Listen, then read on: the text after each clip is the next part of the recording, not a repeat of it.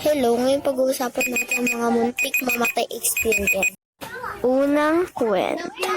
Shoutout sa naranasan nito, gumulong sa pababang daanan. Ganito kasi yun, nasa taas kami ng pababang daanan ng kapatid ko kasama yung papa namin. Biglang tumakbo yung kapatid ko pababa, di hinabol ko siya. Pagkatapos nun, parang ako ni Stephen Curry, biglang minto. Tapos, ayun na, dire-diretso ko, gulong ako eh. Ang pinakamalala dyan, may katapat akong hero, buti, huminto na lang ako bigla. Buti nakasurvive pa ako, kabang-kaba ako nun. Pangalawang kwento. Itong pangalawang kwento natin, siyempre nakaranas na lang kagatin ng aso. Kasi ako, muntikan na ako kagatin ng aso.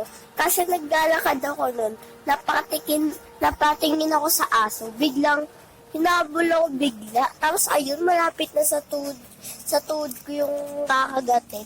Buti na lang nakawala ko, bumalik ako sa bahay ng pinsang ko. Kaya ayun, muntikan ako makagat, kabang-kaba ako.